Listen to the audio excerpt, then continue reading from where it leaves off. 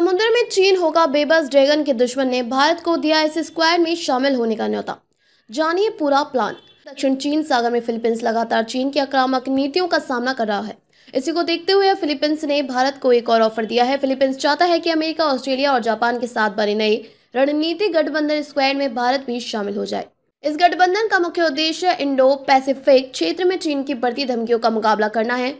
Philippines के सेना प्रमुख जनरल रोमियो एस ब्राउजर ने कहा कि चीन गैर कानूनी और दबाव वाली रणनीति अपनाकर इस इलाके में आर्टिफिशियल आइलैंड बना रहा है और सैन्य अड्डे तैयार कर रहा है। उन्होंने सुझाव देते हुए कहा कि भारत और दक्षिण कोरिया जैसे देशों को इस स्क्वाड में शामिल हो जाना चाहिए। पिछले दिनों नई दिल्ली में रायसीना डायलॉग का आयोजन हुआ था। उस दौरान भारत, अमेरिका, ऑस्ट्रेलिया और जापान के शीर्ष सैन्य अधिकारियों ने फिलीपींस के साथ मिलकर इंडो पैसिफिक में समुद्र सुरक्षा से जुड़ी चुनौतियों पर चर्चा की। फिलीपींस के सेना प्रमुख ने बताया कि चीन दक्षिण चीन सागर में 3 आर्टिफिशियल आइलैंड बनाए हैं, जिससे उसे इस पूरे इलाके पर कंट्रोल हासिल हो रहा है। उन्होंने आशंका जाहिर की है कि आने वाले समय में चीन इस पूरे इलाके पर कब्जा भी कर सकता है। भारतीय नौसेना प्रमुख एडमिरल दिनेश के त्रिपाठी ने कहा कि भारत की जिम्मेदारी है कि वह हिंद महासागर क्षेत्र को शांतिपूर्ण और स्थिर बनाए रखे, जिससे कारोबार सुचारू रूप से चलता रहे। उन्होंने कहा भारतीय नौसेना लगातार अपनी मौजूदगी बनाए रख रही है और इस इलाके में कौन, कहां और कैसे काम कर रहा है, इसकी पूरी जानकारी भी रख रही है। इस मीटिंग में मालदीव के पूर्व राष्ट्रपति